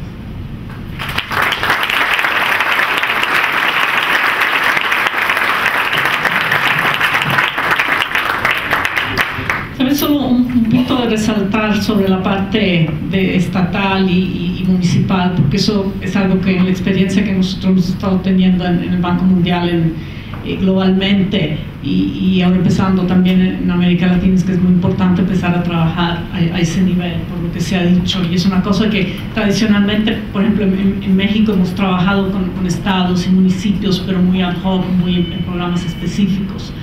Y exactamente con Oaxaca, es el primer estado con que estamos empezando a poco a trabajar como si fuera un país, o sea, estamos apoyándolos en su Plan Nacional de Desarrollo, estamos tanto de enfocarnos en áreas que son relacionadas, por ejemplo, utilizando lo que hemos hecho en ciudades como en Lima, en Barranquilla, exactamente utilizando la parte de ver a los resultados, de hacer un diagnóstico de la parte fiscal muy en detalle, exactamente un poco porque no obstante los avances a nivel de gobierno central, eso no va a ser suficiente si realmente no hay una mejora a nivel regional y de ciudades, y realmente entonces nuestro enfoque ahora va a ser de escoger unos cuantos estados con quien trabajar de una manera más integral, exactamente viéndolo en ese concepto donde aumentar la competitividad pues es parte integral de ese esfuerzo.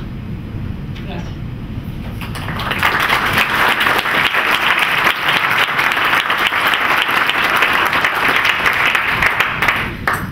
Yo solo de 5 minutos para preguntas. Perfecto.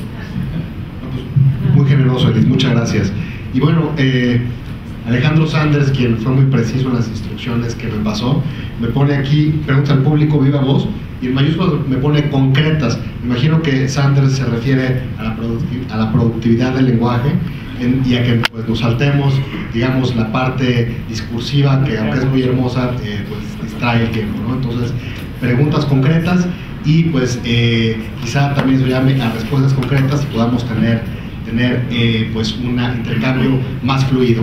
También me pide Sanders que sean en grupos de 3, entonces por favor, no sé quién pueda pasar los micrófonos para...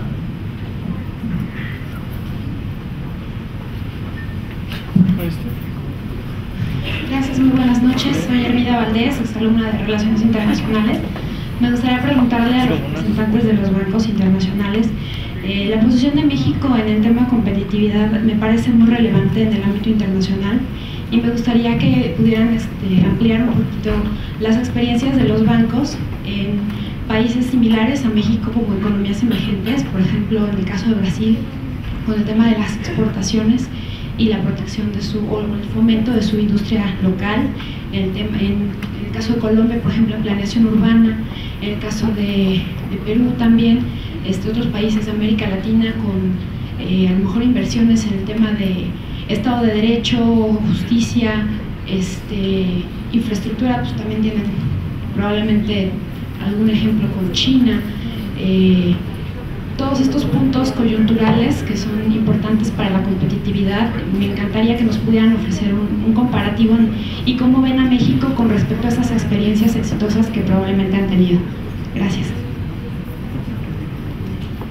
Hola, buenas noches, soy Alejandro Almedo, soy maestría en Mercadotecnia Internacional. Yo tengo una pregunta.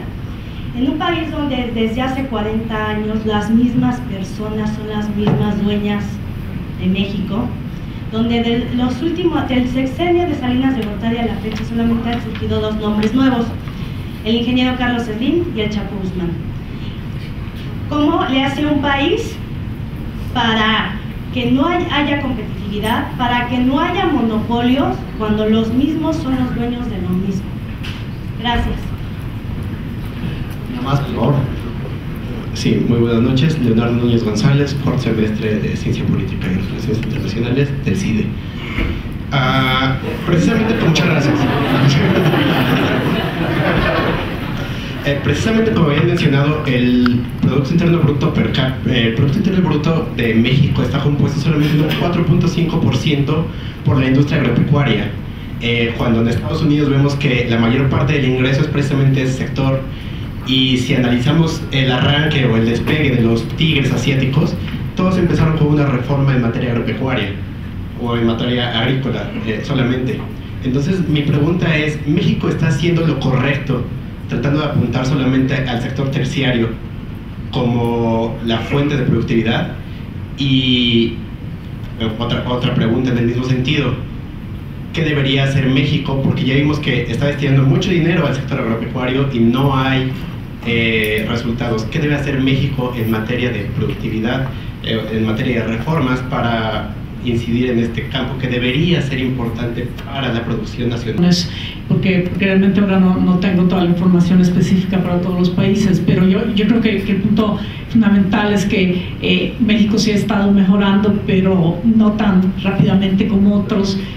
Si ves las comparaciones, pues van a ver en algunas áreas donde van a haber países como los países asiáticos o como Brasil, que están más adelante, pero en otros están más atrasados. Entonces realmente la comparación te sirve, pero hasta cierto punto. Yo creo que el punto fundamental es ver en realidad cuáles son claramente los desafíos para México y cómo mejorar esos. Si quieres agregar algo. Dos comentarios en este tema de cómo se comparan ustedes y cuáles son nuestras experiencias. Primer comentario: no se sientan solos en el tema ese de baja productividad, ¿no? Están junto con otro montón de gente. No se sientan para nada solos. Este tema de la informalidad, por ejemplo, es un problema de toda Latinoamérica.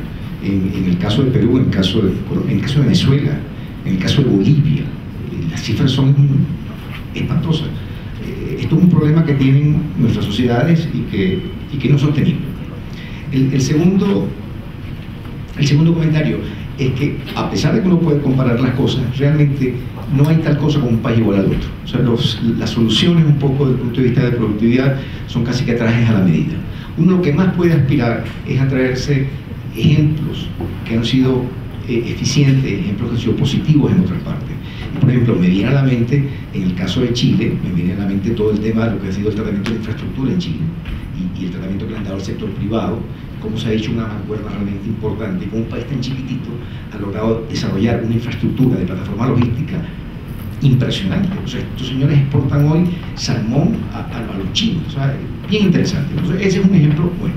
El otro ejemplo que me viene a la mente, y las comparaciones son odiosas y no estoy comparando, pero desde el punto de vista de empresas estatales, la verdad que el modelo brasileño de Petrobras y de Vale Rio Doce es interesantísimo, porque al final resultan ser que son empresas corporatizadas, que cotizan en bolsa. El Estado sigue siendo soberano, sigue siendo el dueño y todas esas cosas, pero funcionan absolutamente igual que una empresa privada. Entonces me vienen a la mente esos dos ejemplos. El tema de los mismos nombres y la competencia, por favor. Déjame platicarte que creo que en un lado tienes razón y en otro lado no tienes razón. Tienes razón en el lado de donde están sectores muy grandes con regulación muy específica, etcétera. Pero dejemos un momento eso, ahorita vuelvo a él, pero vayamos a los sectores abiertos. Los sectores donde si tú produces no sé, cualquier cosa de metalmecánica, no está regulado por el Estado. Si lo produces bien puedes exportar, y si no, mala suerte y agárrate. Ahí el cambio ha sido drástico. Aquí está el presidente del CCE que nos los puede decir, pero el who is who de manufacturas, tú ves el de hace 20 años, que era la economía cerrada, y el de hoy, y te aseguro que el 15% sobrevivió, el otro 85% es empresarios que se han creado en los últimos 2-3 décadas. Y si ves tú las colocaciones en bolsa que han ocurrido de empresas, por ejemplo, piensa todo el área de la producción de casas de interés social. Ninguna de esas empresas, ninguna, existía antes de la reforma al Infonavit de 1992, porque ya sabemos quiénes las producían antes, que eran los líderes de los sindicatos y los líderes del sector privado. En el momento en que se amplió eso, surgieron los GEOs, los Surbis, todos estos. Son 2.600 empresas que hacen más de 500 casas al año. Eso no existía. ¿Qué fue? Una reforma que abrió el sector. Una. Piensa nada más en todo lo que es manufacturas y comercio. Piensa en una empresa, te doy un ejemplo buenísimo de los últimos 20 años. FAMSA. No existía. Estaba cerrado.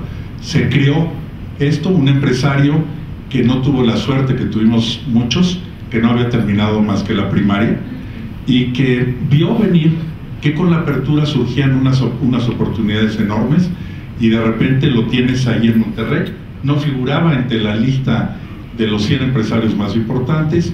Hoy creo que no está en uno de los 10, pero es simplemente rezagos históricos, ¿no es cierto? Porque podría estar.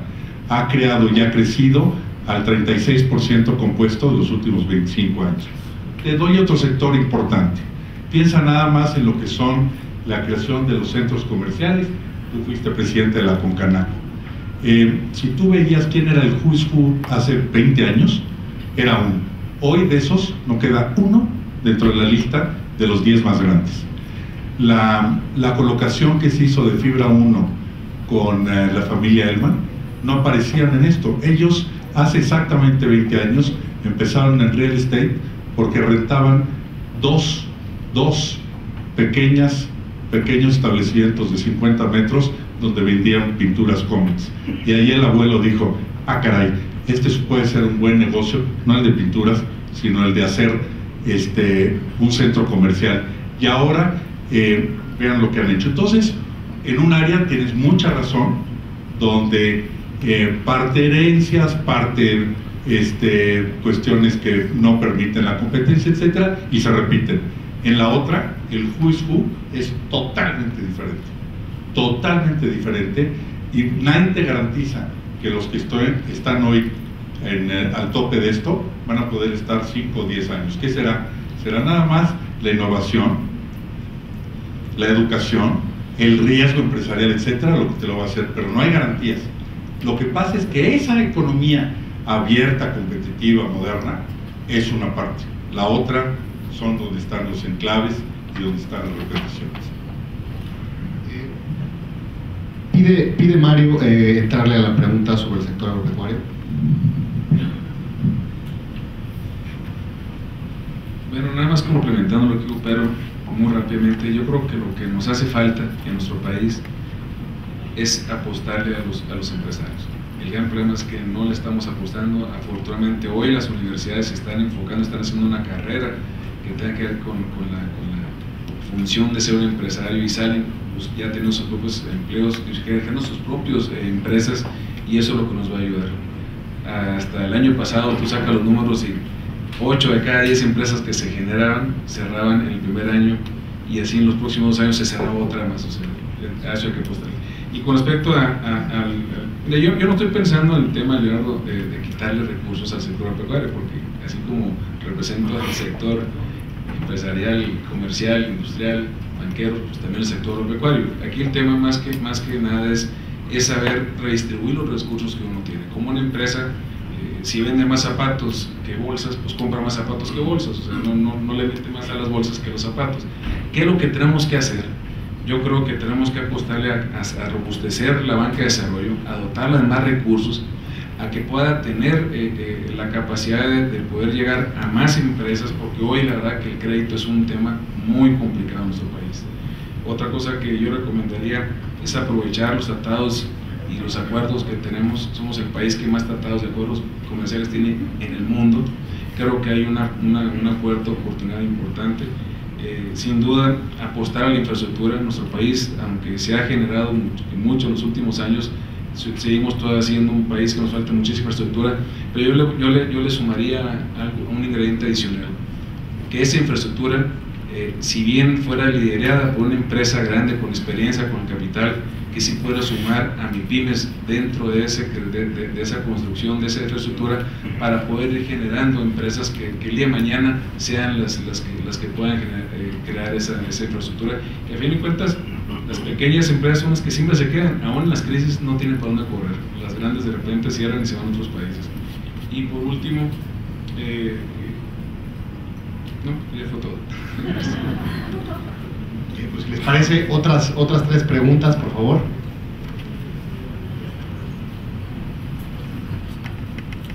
¿Qué tal? Buenas noches, soy Claudia Ávila de la Asociación Mexicana de Parques Industriales. Yo tengo una pregunta muy simple que me gustaría escuchar la respuesta, ya sea de los mexicanos o a nivel de comparación de países. hay mucho la impresión desde la perspectiva de políticas públicas que hay un gasto mayor, se concentra más el esfuerzo de los gobiernos, tanto federal como estatales y municipales, en los temas de desarrollo social que en los temas de desarrollo económico. Es decir, estamos dando el pescado y no estamos enseñando a pescar. Ahorita el diputado Velasco me confirma que el presupuesto para oportunidades es de 86,000 millones de pesos, cuando el de la pymes es de 6,000 millones. Entonces, si estamos hablando de economía informal como problema, pero por otro lado estamos dando subsidios constantemente a diversos sectores, ¿qué es lo que tenemos que hacer como país? Y esto tiene que ver mucho con también las estrategias políticas por el tema del voto. A mí me gustaría que le entraran a ese tema para saber pues que también hay un reto ahí en tema de competitividad. Debemos invertir más en el tema de desarrollo económico para que se generen los empleos y no nada más estar dando subsidios a las zonas más marginadas, ¿no? Buenas noches, soy Anel Rosas de Tecnológico de Monterrey, estudié la carrera de comunicación y mi pregunta es específicamente acerca de las gráficas que mostraba la doctora Grandolini, que es acerca del ambiente de negocios poco favorable. Cada uno de ustedes, ¿qué proposición haría para realizar mejoras en este sector? Hablando del tema de reformas para impulsar la competitividad. Gracias.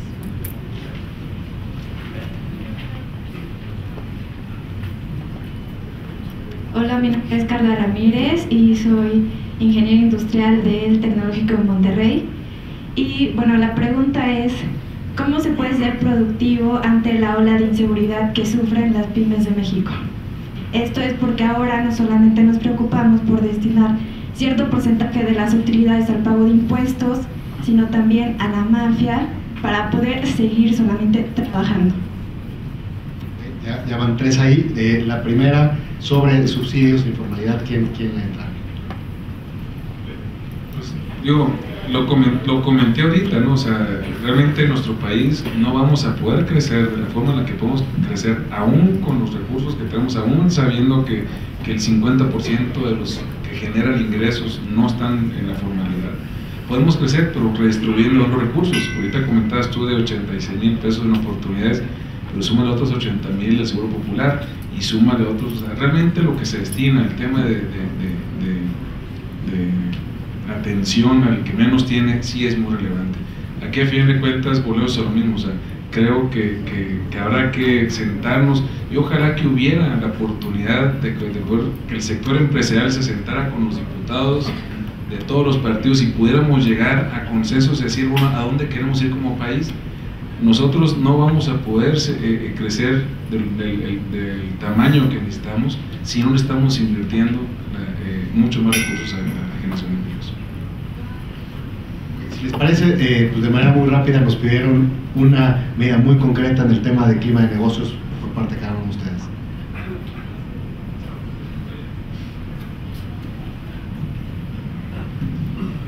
Bueno, a ver, yo creo que esto tiene dos vertientes. Es indudable que el clima de negocios está el gobierno adentro y está el marco institucional que permite el funcionamiento de los negocios. Creo que anteriormente insistimos demasiado en el asunto de liberar los mercados, que es parte del componente, para que las propias empresas entonces puedan tener un mayor incentivo al crecimiento y a la competitividad. Pero estamos también en el punto, y esto retoma algo que yo había comentado hace un momento, donde las estructuras institucionales y la poca velocidad a la que el gobierno ha venido transformándose en la hechura de las políticas públicas, pues evidentemente está dificultando el clima de negocios. Entonces me parece que estamos claramente en el punto de reformas estructurales importantes como un obstáculo para mejorar el clima de negocios. Una propuesta muy concreta que llevo varios años haciéndola y no funciona, yo no logro cambiarla. En el libro creo que es el 4º año del texto único, dice que uno de los desastres más grandes de México son sus empresarios. Lo primero que debería decir es que de cada 10 nuevos empleos, 8 son creados por empresarios. Y eso no se ha logrado hacer. Ustedes saben muy bien cómo se redactan los textos únicos, pero entonces piensan ustedes en el muchacho que está cuarto año, más o menos debe tener 11 años, y está viendo esto de decir, oye, ¿cómo? Y estos son los que causaron la revolución, y bueno, viven toda la demagogia, etcétera. No hay un dato duro de creación de empleos, etcétera. Entonces desde ahí empieza. Entonces yo creo que con todo respeto hay que empezar por revisar los textos los textos únicos, porque de verdad mienten con respecto a la creación de riqueza del país.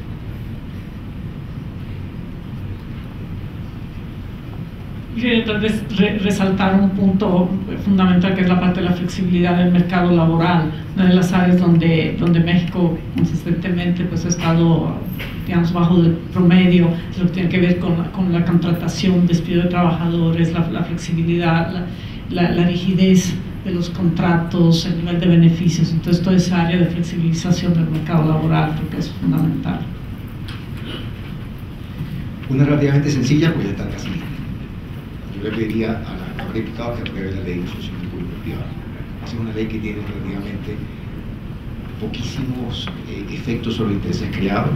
Es una ley que no deroga ninguna otra, y es una ley que le puede dar a México una plataforma interesantísima para poder atraer a nuevos jugadores en este sector. Bueno, pues en mi caso, al final de cuentas, las dos propuestas que acaban de comentar son las propuestas que quedan pendientes por parte de la Cámara de Diputados, de la zona público-privada hacia la ley laboral. La ley laboral esperemos, creo que pasando las elecciones del Estado de México van a salir.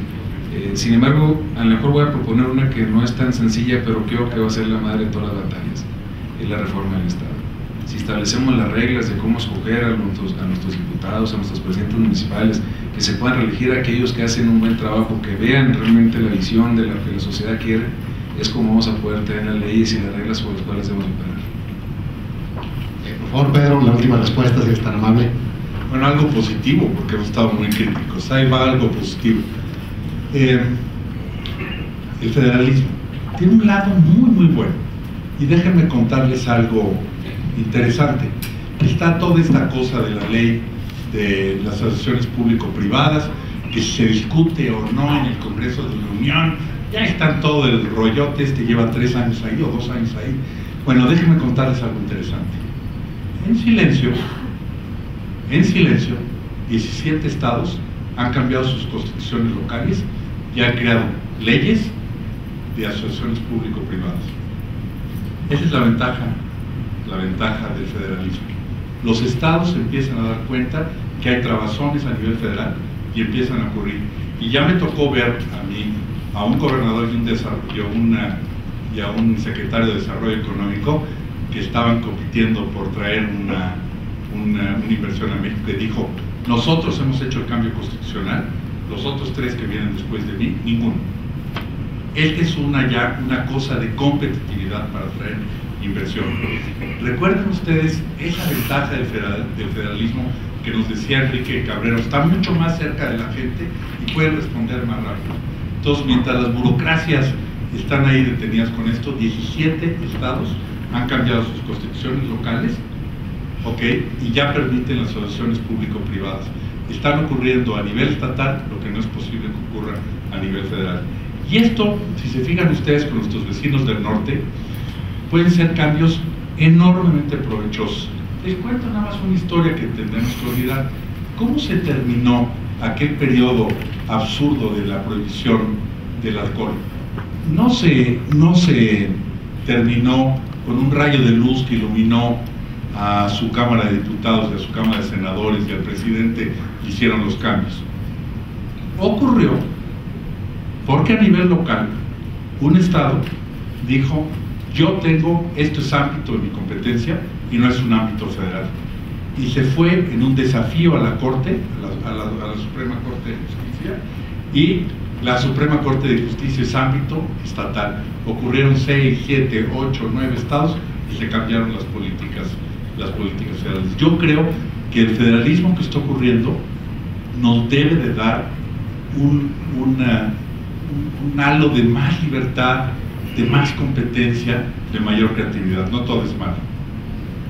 Bueno, pues el único recurso no renovable es el tiempo. Se nos ha agotado.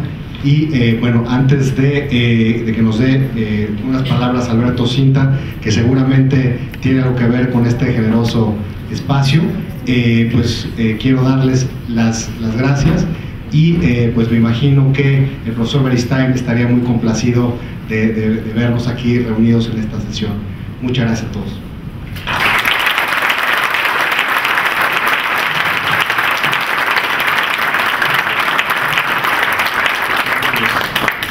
Cada lunes, buenas noches. Yo solamente para agradecer, la verdad me siento pues muy contento, además de haber aprendido mucho esta tarde. Me siento muy contento de la calidad de ponentes que tenemos. A todos y cada uno de ustedes, de verdad, muchas gracias. Siempre aprendo de ustedes, con algunos tengo la oportunidad de platicar de vez en cuando y son verdaderas lecciones, y estoy seguro que todos los que estuvimos aquí aprendimos. Ya lo mencionó nuestro moderador Armando Chacón.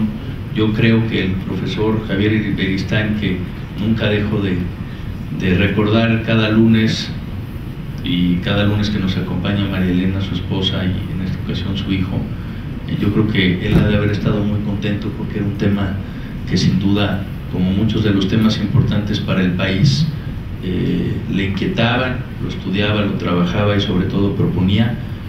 Aquí tenemos a muchos becarios de la Fundación, que también es un gusto tener aquí entre nosotros hoy, y bueno, pues es la mejor prueba de que el profesor Beristain está con nosotros de muchas formas, cada lunes, y a través del ejemplo que nos dio a todos los que pudimos ser alumnos de él. Muchas gracias a todos, de verdad espero que haya sido una tarde enriquecedora, y como cada lunes pues tenemos un brindis de honor aquí al lado. Espero que nos puedan acompañar para seguir platicando de estos temas. Muchas gracias a todos y buenas noches. Gracias a todos ustedes.